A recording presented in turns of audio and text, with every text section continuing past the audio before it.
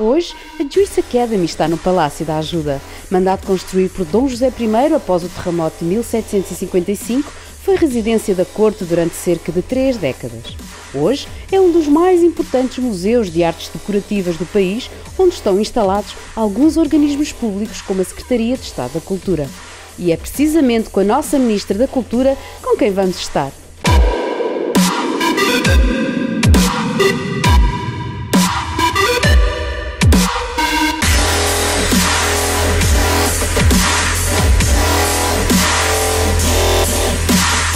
Boa tarde, Sra. Ministra.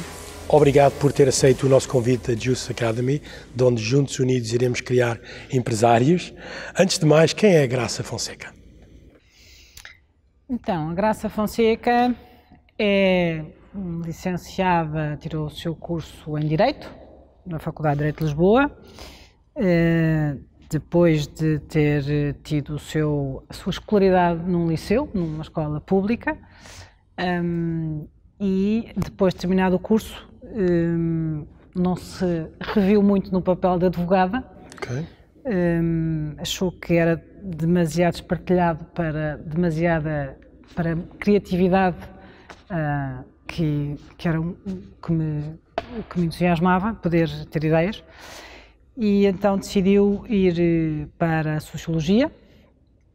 Portanto, tive alguns anos como investigadora em Coimbra, na área da Sociologia do Direito, e depois comecei, de alguma maneira, nesta junção entre o Direito e a Sociologia, comecei cada vez mais a aproximar-me de funções públicas e do chamado bem público, e portanto desde 99, há 20 anos, que no fundo tenho estado sempre como, se quiser, prestadora de trabalho público, portanto, ou na administração do Estado, ou também a nível do governo local. Tive 6 anos na Câmara Municipal de Lisboa e agora aqui, portanto tenho estado sempre ao serviço do Estado, no fundo. Muito bem, porque normalmente os jovens de hoje em dia, aos 18 ou 20 anos, ficam confusos, não sabem o que querem fazer com a vida deles. Então é normal a gente não encontrar a nossa paixão, depois até inclusive sair da universidade, não é? É normal e felizmente hoje, olhando para as novas gerações, é ainda mais normal se calhar do que era na minha geração. Na minha geração, pelo menos, enfim, no que foi o meu processo de escolhas e de decisões de vida, havia se calhar talvez mais do que hoje uma ideia muito quase pré-formatada é suposto fazer o liceu, a universidade, seguir os estudos, a carreira, depois ter uma carreira. E eu, de facto, nunca tive uma carreira, não tenho noção de carreira, não tenho vínculo, digamos assim, laboral a nenhuma instituição, mas eu sei que era o que era esperado de mim.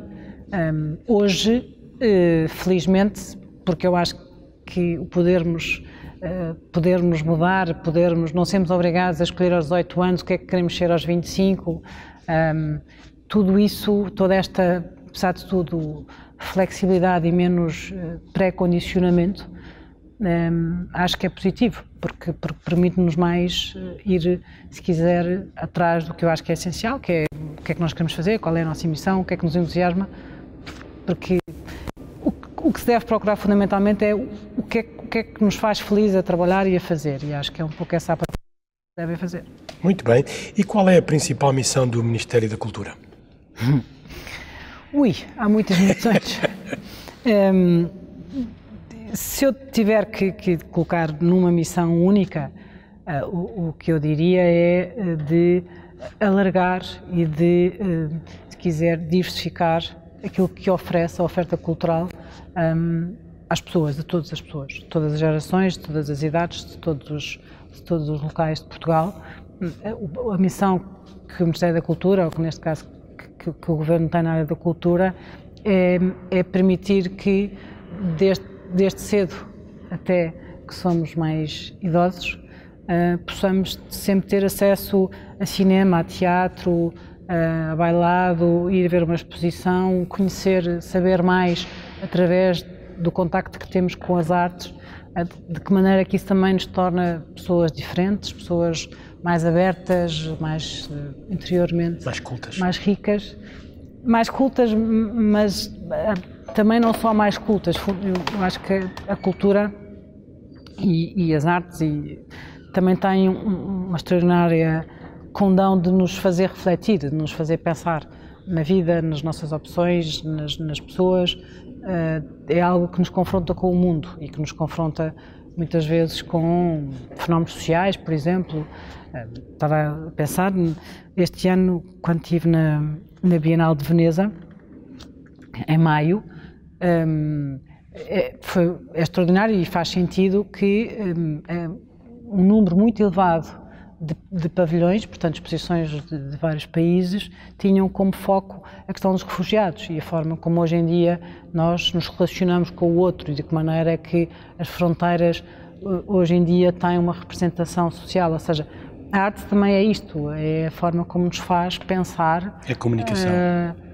E o impacto social que tem em nós, nos faz pensar. Alguém é confrontado com uma realidade que não está presente no nosso dia-a-dia, não sei, muitas vezes pela comunicação social, não é? E, portanto, o acesso à cultura também tem essa dimensão, é a dimensão de nos fazer refletir sobre o mundo, sobre a vida, sobre as pessoas. Como é que a cultura se pode aliar ao empreendedorismo? De diversas formas, aliás já está aliada a diversas formas, mas talvez seja uma das áreas em que há ainda bastante trabalho a fazer.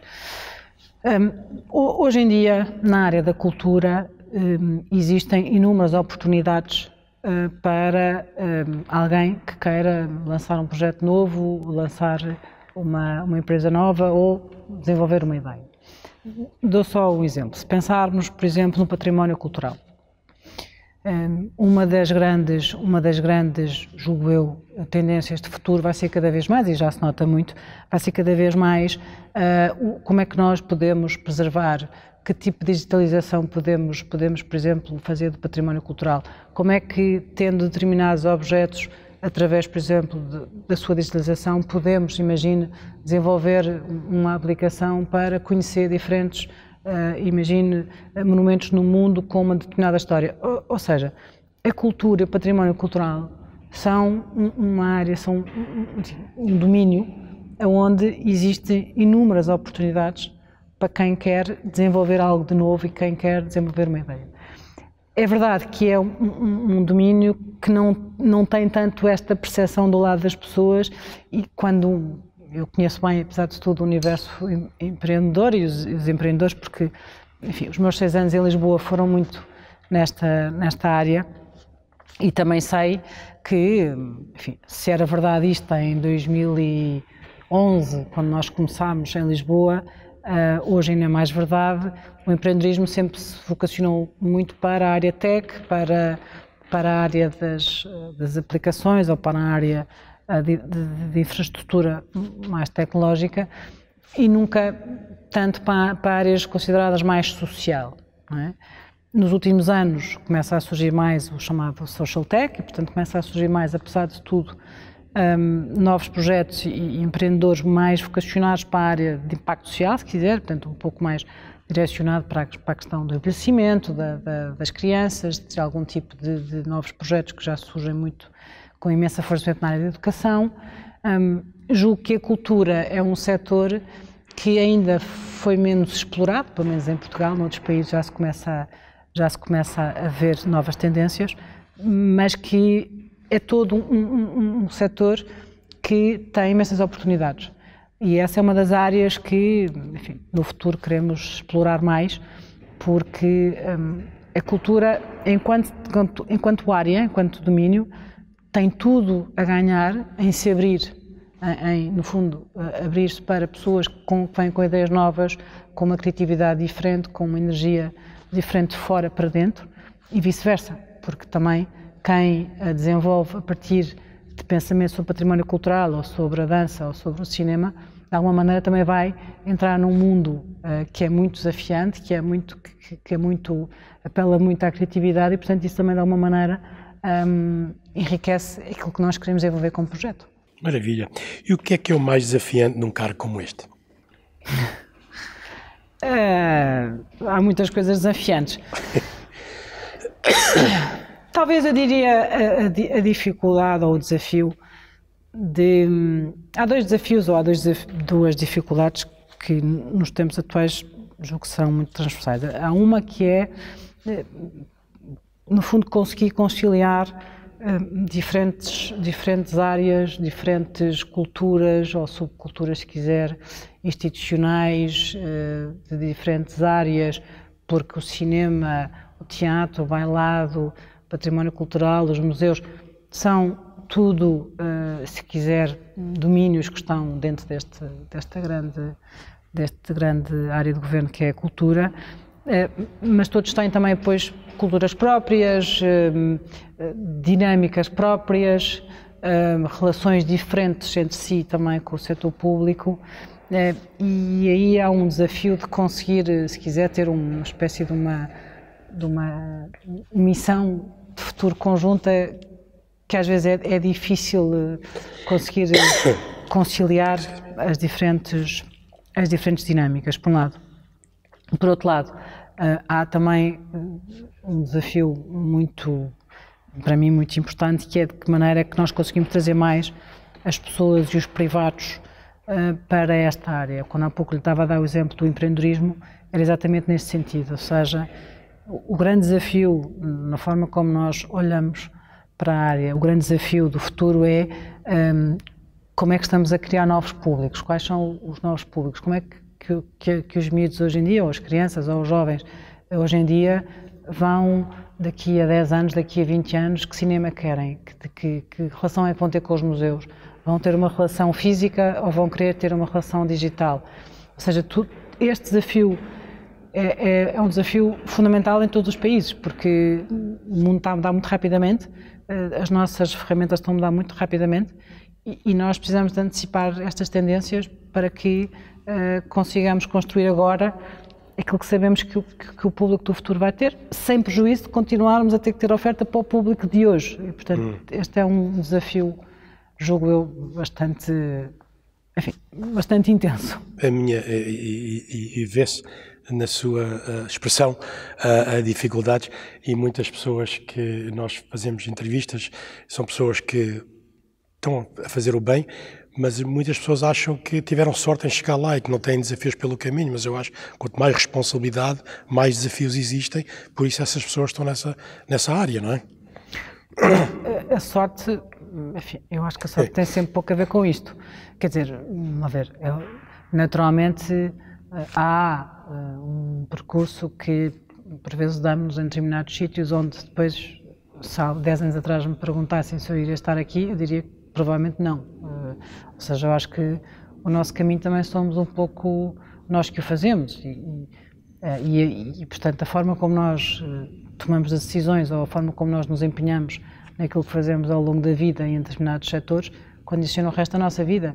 É óbvio que o facto de eu ter estado 6 anos na Câmara Municipal de Lisboa com responsabilidades em áreas, enfim, que tocam muito áreas de inovação e de criatividade e de cultura, acaba por também, de alguma maneira, me pôr num determinado percurso, porque eu estou a falar consigo sobre empreendedorismo e, tipicamente, o Ministro da Cultura não estaria a falar consigo sobre empreendedorismo, Exato. não é? E, portanto, tudo isto é uma questão de caminho, não acho que seja uma questão de sorte, é o caminho que escolhemos e se aceitamos ou não aceitamos. Muito bem. A cultura casa com a evolução das tecnologias ou a cultura tem de se moldar às novas tecnologias? Ambas. Como há pouco lhe dizia, a cultura tem claramente de se moldar ou de se adaptar, a expressão será mais feliz, de se adaptar às novas tecnologias e tem também que utilizar no fundo, se quiser, ir buscar o potencial das novas tecnologias. Só para dar 2 exemplos e voltando um pouco àquilo que há pouco falávamos de oportunidades. Quando, o ano passado, concluiu-se com a Google Arts and Culture ter na plataforma, desta plataforma da Google, como muitos outros museus no mundo têm, enfim, o património cultural português dos museus e monumentos nacionais. Portanto, hoje em dia, na plataforma que é utilizada por milhões de pessoas, podemos encontrar não só os quadros do Museu de Renome Internacional, mas também o que está no Museu Nacional de Arte Antiga ou o que está no Museu dos Coches. E esta dimensão do digital, do dar a conhecer o património, é muito importante por duas ordens de razão. A primeira, porque leva muito mais longe aquilo que é o nosso património e que nós temos para mostrar aquilo que é, se quiser, a nossa oferta cultural, permitindo chegar, enfim, todos os cantos do mundo, mesmo que as pessoas não viajem. E o mesmo se aplica aos mais novos, porque mesmo que o seu filho de 10 anos não queira ir ou tenha resistência a ir, pode sempre mostrar o coche. E isso fará, achamos nós, e é um pouco essa a expectativa do impacto, que, por um lado, abre a oferta, mas também atrai novos públicos para ver presencialmente. Porque, vamos ver o que é que diz o futuro, mas eu estou convencida que, por muito que o digital evolua, haverá sempre, nós vamos sempre querer ver, nós vamos sempre querer tocar, nós vamos sempre querer ter a experiência sensorial. Portanto, temos que trabalhar com estas duas dimensões para, utilizando a tecnologia, conseguir que venham mais pessoas para tal experiência sensorial. Sim, é como na indústria da música, antigamente vendia-se CDs e álbuns, hoje está tudo gratuito na net, mas a experiência de fazer o concerto ou ver ao vivo é experiência, não é? É verdade. E ao mesmo tempo ressurge os antigos discos. Exato. Portanto, hoje em dia há um verdadeiro culto de ter os discos que nós tínhamos em casa dos nossos pais e que há muitos anos atrás, se alguém perguntasse se iria haver um ressurgimento, diria obviamente que não. Exato. Vir trabalhar todos os dias para este palácio fala sentir-se poderosa ou pequenina perante esta grandiosidade? Eu estou aqui há meia hora e, uau, isto é uma coisa extraordinária. Acho que nem uma coisa nem outra, não tenho um desses sentimentos. Tenho o sentimento de que este palácio recorda-me todos os dias, se eu algum dia me esquecesse, de que Portugal tem um património cultural incrível, de facto. São muitos séculos de história e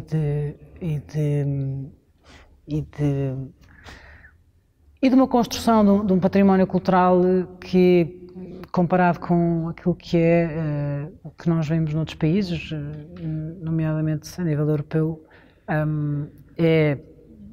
em alguns desses equipamentos é inigualável. Portanto, dá-me essa sensação, se quiser, recorda-me, sendo que eu na verdade não me esqueço, mas confronta-me com a necessidade todos os dias de que um dos aspectos fundamentais desta área de governo é preservar e dinamizar o património cultural como este palácio, porque ele conta-nos a história do que somos, mas fundamentalmente projeta-nos possibilidades para o futuro.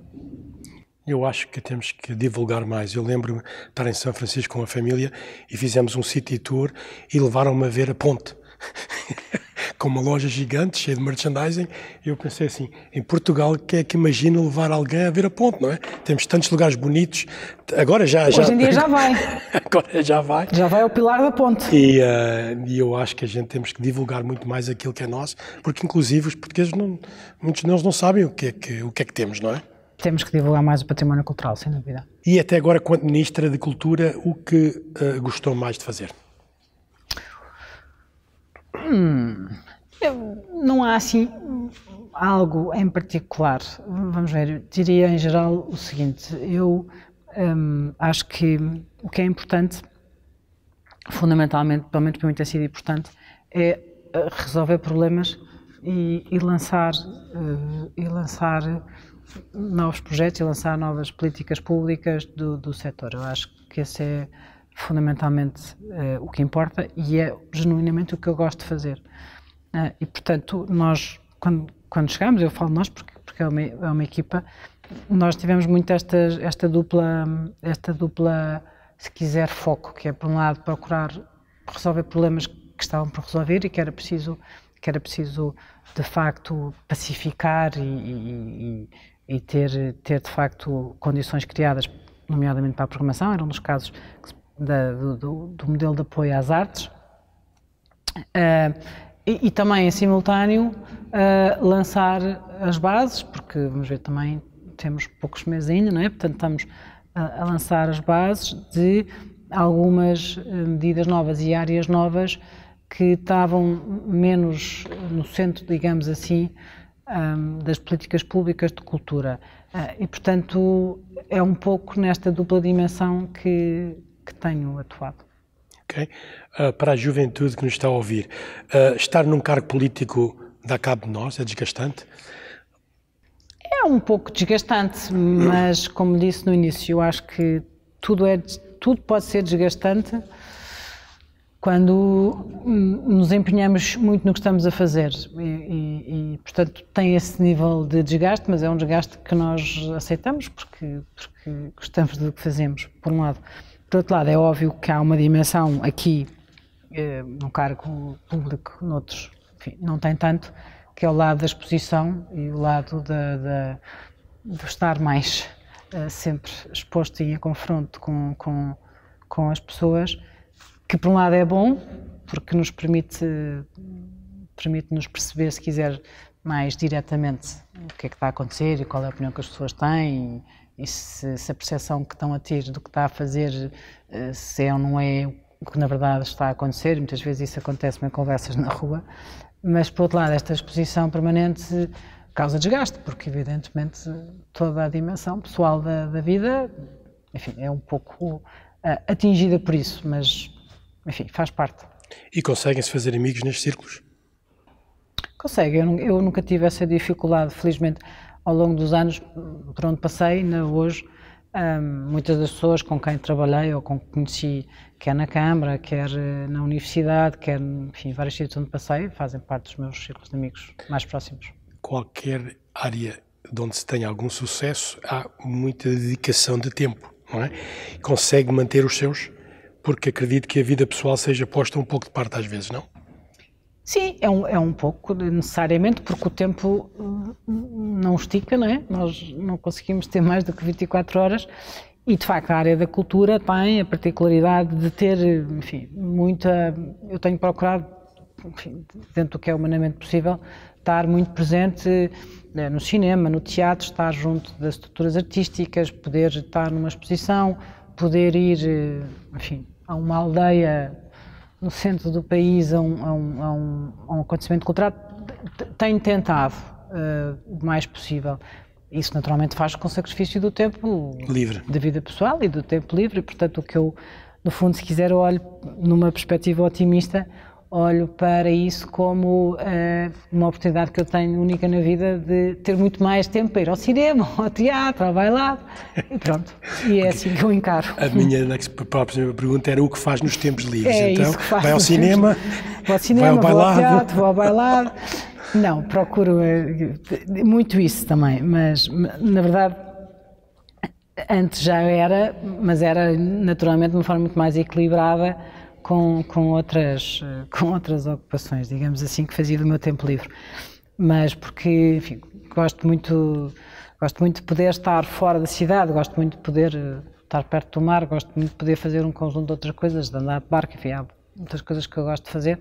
Portanto, tento equilibrar e acho que, enfim, dentro do que é possível, tenho conseguido equilibrar com, ao fim de semana, ter um tempo mais livre, porque acho que também a certa altura, há muitos anos atrás, uma pessoa com quem eu trabalhou dizia sempre que no dia em que nós deixarmos de conseguir ser bons pais, filhos, maridos, mulheres, seja o que for, nesse dia deixarmos de conseguir ser bons naquilo que fazemos profissionalmente. Naquele caso ele também era governante.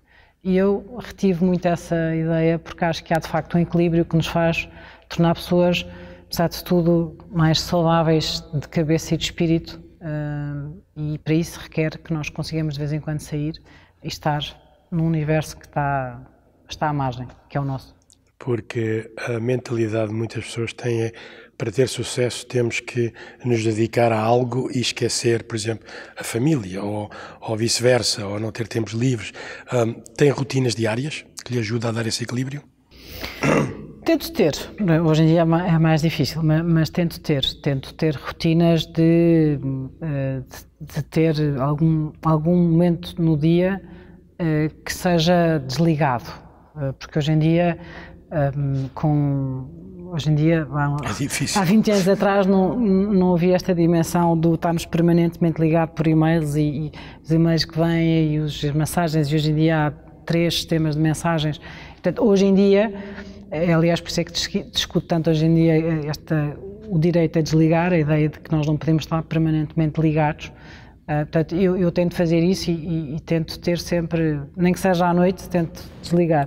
Não é fácil, quem trabalha comigo queixa-se que eu não faço muito isso, mas tento.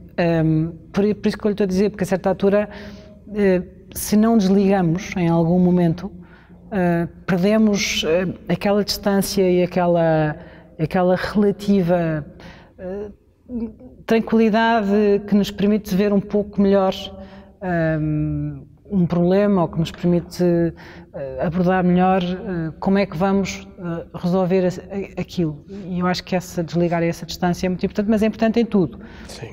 Numa empresa, no governo, numa família, é importante em tudo. Temos que arranjar esse espaço de desligar. Nós chamamos disso a visão de helicóptero. Às vezes temos que sair cá para cima e ver a floresta. É isso mesmo. Imagina que consegue entrar numa máquina do tempo, o que diria a Graça com 18 anos e o que diria a Graça com 80 anos. Bom, com 18 estaria a entrar na Faculdade de Direito e diria provavelmente aquilo que na altura pensei, ou que hoje em dia se calhar digo aos mais novos, diria, para não desviar, acontecesse o que acontecesse na faculdade, não desviar daquilo que era o objetivo, ou aquilo que foi o espírito com que iniciou aquela nova etapa de uma licenciatura, porque muitas vezes, quando temos 18 anos, o mundo ainda está muito por explorar e às vezes temos aos 18 anos de escolher um determinado caminho, muitas vezes sem saber bem se é mesmo isso que nós queremos.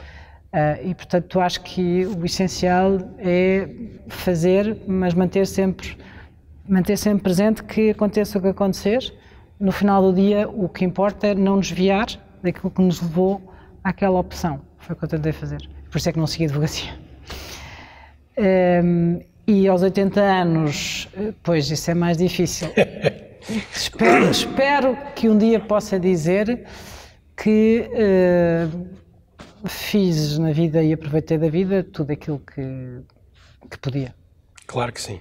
Eu até tenho que mudar essa pergunta para os 90, porque cada vez mais nós estamos a viver mais tempo. Se tivesse de escrever um cartaz com uma palavra ou com uma frase para espalhar pelo mundo inteiro, qual seria e aonde a colocaria? E não vale visite os museus. Não faria nada desse, não faria por aí, porque se eu acho que para mim seria algo em volta da palavra outro. Acho que a forma como olho hoje em dia, o que nos rodeia, é a forma como estamos cada vez mais, enfim, o mundo, a história tem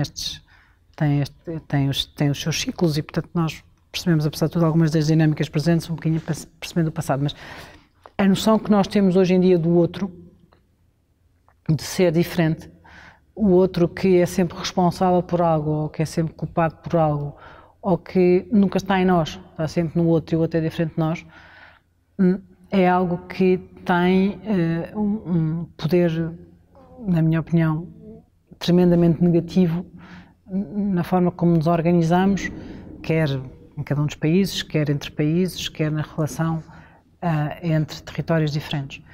Porque se nós estamos a projetar no outro o mal de tudo, naturalmente o que estamos é a criar progressivamente mais fronteiras, mais discriminações, mais diferenciações, que leva, enfim, ao desenraizamento, à violência.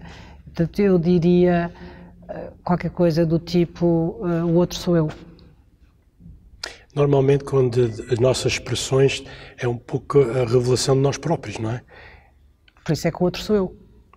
Muito bem, o outro sou eu. E de onde eu colocaria? Nas fronteiras? Nas fronteiras? Existem fronteiras aí Entre agora? países. Bom, administrativas e políticas, não. Territoriais, sim. Sim. Mas que não seja por uma coisa que é o mar. Gosta de ler? Tem algum livro assim que gosta de oferecer aos amigos ou que dê uma sensação? Sempre que tenho um livro que eu ofereço muitas vezes, que é o Cândido, de Voltaire. É um livro que eu ofereço muito frequentemente e que revisito muito frequentemente, precisamente para me dar esta base otimista sobre a vida e sobre que mesmo quando tudo parece estar muito mal, amanhã será sempre melhor. Muito bem. A minha avó dizia, não há mal para bem não venha. É isso. Hoje é só problemas, amanhã é só soluções, não é? Isso mesmo. E onde é que podemos encontrar todas as informações acerca do Ministro da Cultura e todos os programas em que estão envolvidos aqui no Ministério? Há um portal da cultura, onde está toda a parte da programação, enfim, toda a parte das áreas, desde o património cultural, enfim. Há o portal da cultura, diria que é o melhor repositório. Muito bem. Muito obrigado por este bocadinho. Obrigada.